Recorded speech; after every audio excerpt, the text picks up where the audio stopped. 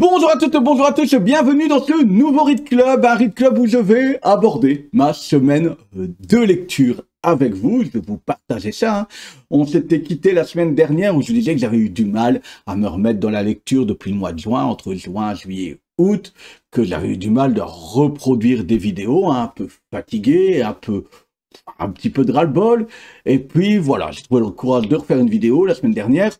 J'ai eu beaucoup de messages de chouette, tu es de retour, tant mieux.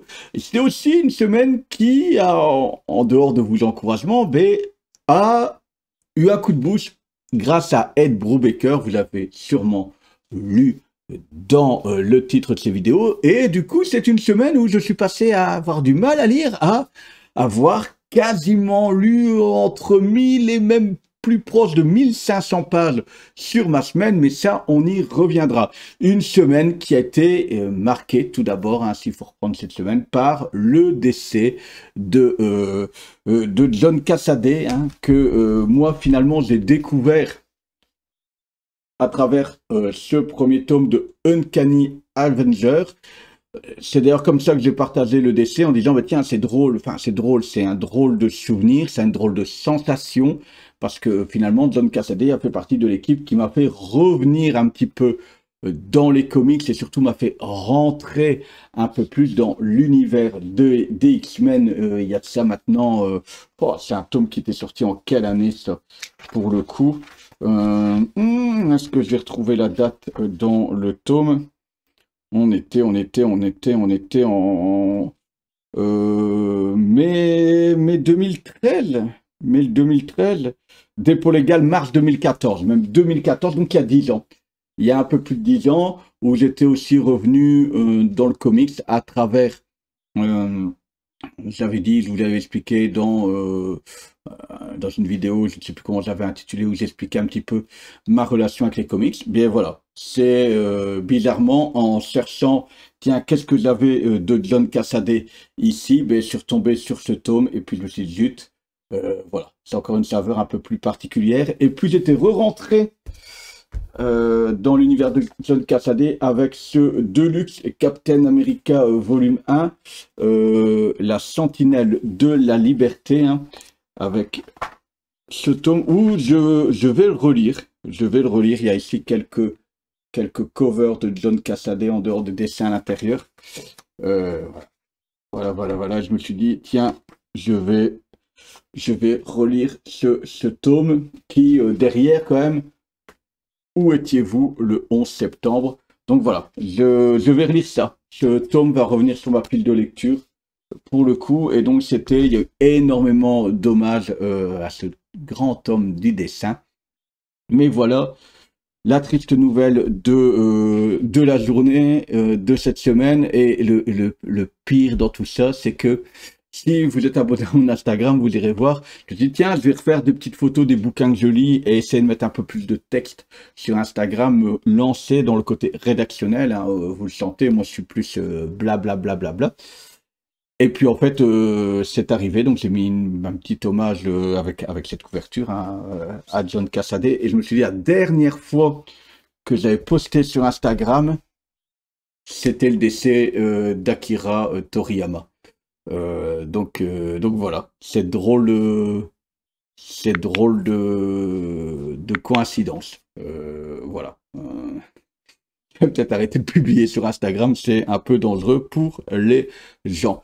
Ensuite, pleinement mes lectures. Donc dans mes lectures, je vous en ai fait un petit short, je vous en avais parlé la semaine dernière. Donc il y a eu le Uncanny X-Force que j'ai terminé, l'omnibus que j'ai terminé. Je vous ai fait un petit short pour complément d'information. Voilà. Ni plus ni moins. Et puis, je vous l'avais présenté, je l'ai lu, le Gotham Central, c'est en Urban Nomade, c'est du 8,90 €. Vous le retrouvez en collection cartonnée, même si c'est un peu plus compliqué des fois à trouver, parce que c'était sorti une paire d'années. N'allez pas mettre des fois 40 balles que des gens demandent sur Vinted pour cette œuvre, alors qu'elle est maintenant à 8,90 €. Et franchement, le confort de lecture est quand même agréable, etc. On a du Ed Brubaker au scénario avec Greg Rucka et au dessin, apparemment, essentiellement Michael Lark. Ok, donc au dessin, vous le voyez, hop, c'est un petit côté comme ceci. Gotham Central, c'est quoi? Sur le papier, on s'intéresse au GCPD, donc GCPD pour Gotham Central Police Department, GCPD. Donc c'est quelque chose qui est censé se centrer sur la police de Gotham City et oublier un petit peu Batman. Donc on suit des enquêtes policières. C'est assez bien ficelé, on est un peu dans cette ambiance enquête policière, détective privé, polar, un petit peu ce côté-là. Ok, j'ai l'impression, moi, dites-moi en commentaire que c'est quand même un style qui colle bien à Ed Brubaker. Hein, généralement, quand ça tourne dans cette ambiance-là, ça fonctionne assez bien pour lui. On a une enquête. Finalement, c'est un peu classique, c'est bien monté, c'est bien ficelé, où on part sur une piste, et puis hop, on découvre un élément, on repart sur une autre piste, etc. On a les flics ripoux, on a des découvertes dans chaque enquête. C'est du classique, bien ficelé, d'enquête détective. Alors, si j'avais un petit couac sur ça, ça se veut en dehors de l'univers Batman avec Batman. Mais il se trouve que quasiment, même dans toutes les enquêtes, il y a l'apparition d'un super vilain. Je vous donne le premier. Et il y a, c'est pas un gros spoil parce qu'il arrive vite, il y a du Mr. Freeze qui est là. Ok? Et quasiment dans chaque enquête, on a l'ombre d'un Batman, un bout de Batman qui apparaît, pif, coup de poing, il vient aider quelqu'un. Voilà, c'est peut-être ce qui est dommage de se dire, mais tiens, dans cette ambiance Gotham, pourquoi avoir été remettre Batman et les super méchants pour dire, tu vois, tu es en train de lire quelque chose dans l'univers de Batman, mais non, centre-toi. Ça, j'ai envie de dire, c'est un petit peu, ça aurait pu être un petit peu plus pour les, un peu plus dans les spécialistes de Batman qui ont envie d'explorer ce truc-là. Deuxième chose, il y a une relation entre notre ami comment ça s'appelle encore ça, notre ami hispanique, cette flic qui est avec Belloc, c'est Belloc et Belloc et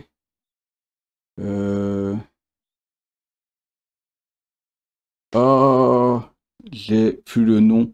Comment elle s'appelle encore? Vous allez le dire directement. Hein. René Montoya. René Montoya. Et elle a une relation avec un des super méchants de Batman. La relation est utilisée ici. Et c'est peut-être le petit hic. C'est que la relation, elle avait changé au moment pour les connaisseurs de Batman No Man's Land. C'était Batman No Man's Land, vite fait, c'est quoi? Il y a eu un gros tremblement de terre et la ville de Gotham est en ruine. Et du coup, Gotham est repartagé en différentes zones à posséder. Hein. C'est un film catastrophe où chaque méchant et chaque héros va prendre possession d'une part de la ville et va défendre un petit peu son territoire. Et là, René Montoya avait une relation qui évoluait avec un des grands méchants de l'univers de Batman. Eh bien, on l'utilise là. Mais les gens qui lisent juste ça en disant « moi, je veux lire les aventures des inspecteurs de Gotham », mais enfin, je veux dire, à quel moment elle a une relation comme ça avec ce personnage-là, parce qu'en fait, voilà, c'est peut-être le petit bémol, c'est d'avoir utilisé cette relation-là, là-dedans, et donc il faut avoir quand même une petite connaissance pour pleinement savourer le pourquoi du comment. Voilà, c'est un petit peu la chose un peu bête. C'est comme dans l'univers, si vous voulez regarder la série Gotham, il y a une envie de faire ça un petit peu, d'être dans ce genre de truc-là, c'est-à-dire on se centre sur Gotham sans Batman. Et en fait, quand on voit le film Gotham, on se dit, ben oui, mais en même temps, tu as été collé tous les super méchants qui, on dit souvent dans l'univers de Batman, est-ce que c'est pas Batman qui a attiré tous ces super méchants? Et il y a cette dualité comme ça, est-ce que Batman n'est pas finalement responsable de ce qui arrive à Gotham? Voilà. Et on est dans le même ambiance là. C'est comment faire pour parler de quelque chose un peu plus classique d'enquête, etc. Si on s'en va coller des super méchants, et dans la série Gotham, j'ai envie de vous dire, si on fait un Bruce Wayne gamin qui est quasiment autant détective et qui a été formé avant. Alors c'est une vision, un genre d'univers parallèle, mais voilà, c'est le petit problème que je trouve à ce comics qui reste très bon. Hein. Moi je l'ai lu très facilement, c'était bien écrit, c'était juste. Tout le monde risque d'être piégé par quelqu'un, etc. Des enquêtes détectives qui s'entrecroisent par hasard. C'est vraiment bien ficelé. C'est le genre de scénario que Ed Brubaker adore. Adore. Donc voilà. Franchement, pour 8,90 €, il va y avoir 4 tomes. 4 tomes et vous avez la série complète. Donc encore une fois, si vous savez lire du Nomade, ben, foncez sur ça et n'allez pas payer les gens qui spéculent sur tout ça. Ensuite, qu'est-ce que j'ai lu? Quand je vous l'ai dit, j'ai lu du Ed Brubaker. Je vous l'avais montré, ce Captain America par Ed Brubaker, La mort de Captain America. C'est un deuxième volume. Il y avait déjà eu un premier omnibus Ed Brubaker où on retrouvait justement le soldat de l'hiver, hein, l'histoire soldat de l'hiver, le run. C'est la suite. C'est la suite directe. Et je vous dis tout de suite, le tome 3 a été annoncé au Panini Big News, hein, où ben on aura le tome 3 en février. Voilà. Où ça se situe? Alors, ça se situe à la fin de Civil War. À la fin de Civil War. Il va y avoir un peu de spoil, mais normalement, Civil War, ça date maintenant. Il y a des risques que vous le sachiez. Et puis, ça ne spoil pas tellement. Ça spoil pas tellement puisque c'est dans le titre. Donc à la fin de Civil War, vous savez, c'est le moment des recensements des super-héros.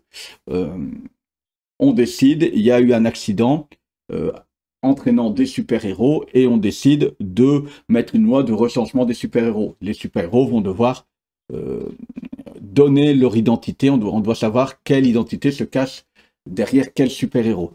Il y a deux camps qui s'opposent, celui de Tony Stark, Iron Man, qui lui, c'est logique, il faut recenser les super-héros, et puis il y a le camp de Captain America, pour la liberté, les super-héros doivent être libres de garder leur identité secrète. Civil War, il y a une grande bataille qui se termine par la défaite de Captain America, qui doit passer devant la justice. C'est ce qu'on explique dans ce premier issue de cet omnibus, hein.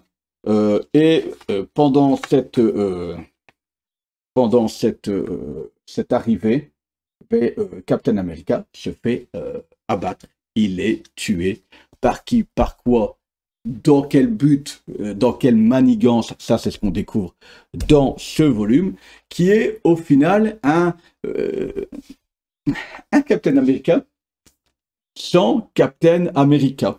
Sans Steve Rogers. Donc ça reprend les épisodes Captain America 2005 de 25 à 42 et on n'a pas Steve Rogers dedans. Si à travers des flashbacks, des choses comme ça sur ce que les gens se rappellent de Steve Rogers, sur ce qu'il véhiculait comme valeur, sur ce que véhiculait Captain America comme valeur, et tout le tome tourne autour de qui est derrière cet assassinat, de pourquoi, etc. Et aussi autour de la succession de Captain America. Est-ce qu'il faut un nouveau Captain America? Est-ce qu'il va y avoir un successeur à Captain America? Si oui, qui? Pourquoi? La représentation, est-ce que Captain America c'est un homme ou est-ce que Captain America est une idée, hein? C'est des thèmes qui ont déjà été abordés par exemple dans Batman à une époque où Bruce Wayne après Knightfall, Batman Bruce Wayne ne sait plus être Batman, c'est d'autres personnes qui vont prendre le relais. Est-ce que Batman était une idée? Ben là, c'est pareil.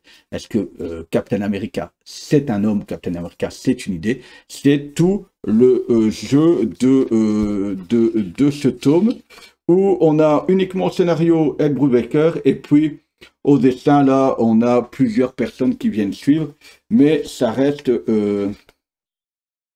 des dessins super, super sympas à suivre. Ce sont des épisodes qui dataient des années, si je ne dis pas de bêtises, 2000, et bien tapé, hein, ça allait de avril 2007 à novembre 2008. Et franchement, ça se lit très facilement. Il y a de l'action, il y a plein d'hommes. Vous voyez, ça reste un volume assez petit. Moi, j'ai eu pour quasiment rien, un peu plus d'une vingtaine d'euros, 29, je dirais, quelque chose comme ça. Donc, j'avais fait quand même économiser une petite vingtaine d'euros. D'ailleurs, on ne sait jamais. Si vous allez, je vous mettrai peut-être le lien sur mon Vinted. J'ai toujours en vente juste le run, le soldat de l'hiver. Je ne sais plus si j'ai mis à 2 ou 3 euros sur Vinted. C'est parce que je l'ai en double dans l'omnibus. Et donc, voilà, je le remets en vente. Si j'oublie de le mettre sur Vinted, n'hésitez pas, je vous mettrai mon lien. Ensuite, qu'est-ce que je peux vous dire aussi? Tant qu'on est sur Duel de cœur, ça va bientôt arriver. Trouvé sur Vinted 20 euros moins cher, je viens de recevoir le Iron Fist. Vous voyez, Brubaker, encore une fois, le hasard de la semaine qui aurait été sous l'égide de Ed Brubaker. C'est juste la pochette, hein, il est en bas, je n'ai pas encore commencé. Mais ça m'a permis, pourquoi j'ai acheté, je ne connais pas Iron Fist en dehors de ses passages à gauche, à droite dans d'autres séries, notamment dans Daredevil, et donc je me suis dit, c'est le bon moment, un gros pavé, c'est un beau gros bébé, hein. Vous voyez, on le voit à la tranche, c'est un beau gros bébé, c'est une histoire, c'est un omnibus, je ne dis pas de bêtises, qui fait 80 euros, moi je l'ai à 60, donc je me le suis pris. Voilà pour un petit peu les achats. J'ai aussi lu ce 4e tome de Gunslinger Spawn qui, vite fait, ça reste la série dans les multiples séries qui apparaissent. Quelque chose qui est très sympa, qui est finalement le plus sympa à lire parce que ça reste très centré sur un seul personnage sans aller s'entrecroiser, s'entrechoquer sur les autres séries. On a notre Gunslinger qui va faire équipe avec la fille du clown de Violator. Hein. Ceux qui suivent la série savent que maintenant il faut un petit peu faire une différence entre le clown et Violator, une toute petite différence. Et puis le pourquoi elle veut s'en prendre à son père et la continuité de cette histoire de Gunslinger qui veut se venger des assassins de sa famille pour qui ont traversé avec lui la ligne temporelle, etc. Mais voilà, ça reste assez cool, ça reste assez classe. Il y a du dino, je voulais le découvrir pourquoi. Il y a du dino, il y a du Violator, vous voyez. C'est vraiment sympa. Regardez, il y a du dino. Quand il y a du dino, ça ne peut être que cool. Vraiment cool et ça reste très classe. Hein. C'est Todd McFarlane entièrement au scénario sur ces épisodes et Brett Booth au dessin. On a les épisodes de Gunslinger 19 à 24 déjà 19 à 24.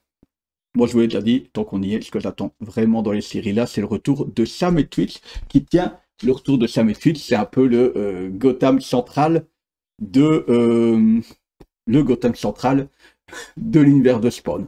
La boucle est bouclée. Et voilà, ça c'est fait. Je suis aussi en train de terminer The Last Running. J'ai plus le titre en entier. Le 2e volume de ce Last Running. On en parlera sûrement la semaine prochaine. Hein. La semaine prochaine, à mon avis, j'aurai à vous parler de Last Running. Essentiellement, celui-là, faut pas rêver. Alors, ça veut dire que je recommence à me bouffer plus de 1000 pages 2 semaines d'affilée. Ce serait énorme. Mais en tout cas, voilà. Le Last Running, c'est sûr, il me reste une vingtaine de pages à lire. Je me suis arrêté juste pour tourner cette vidéo. Et à la limite, on parlera un petit peu des Panini Big News, oui et non. Essentiellement, ce que j'irais peut-être picorer dans les Panini Big News. Il y a eu beaucoup d'annonces pour moi d'Ardeville. Il y a eu de l'annonce un peu Spider-Man, il y a eu de l'annonce d'Omnibus. Les Omnibus, je regarde toujours un coup d'œil parce que ça me permet d'acheter des runs entiers et j'aime bien avoir la totalité des choses sans les chercher. Mais ça, c'est une autre histoire. Je pense que pour aujourd'hui, j'ai dit tout ce que j'avais à dire. Encore un grand merci. On a passé la barre des 850 abonnés. Hein. Je vous disais que la semaine dernière, on était à 850. Je pense qu'on a pris encore une dizaine d'abonnés. Le nombre d'heures passées à regarder la nouvelle vidéo, je pense que cette unique vidéo a repris 50 heures de vue directement dès sa première semaine. C'est toujours plaisant d'être réaccueilli comme ça. Encore un grand merci. Si c'est la première fois que vous arrivez sur cette chaîne, n'hésitez pas à vous abonner. Bienvenue au Read Club. On aura sûrement une vidéo toutes les semaines pour parler de notre semaine de comics. N'hésitez pas à mettre votre semaine de comics en dessous. Merci à ceux qui likent, à ceux qui partagent, à ceux qui commentent. C'est important. Ça prouve que cette chaîne vit. Et YouTube, il aime bien les chaînes qui vivent. Faut pas le nier. Et puis, on se retrouve, vous le trouverez toujours en descriptif, les quelques liens pour avoir les références de ces différents bouquins. Et je vous mettrai mon petit lien vintage si vous voulez, le Soldat de l'hiver, juste le petit tome Soldat de l'hiver. C'était les tomes à 10 €, je le refais à 3. Voilà. On se dit à la semaine prochaine pour un prochain Read Club. Ciao, ciao!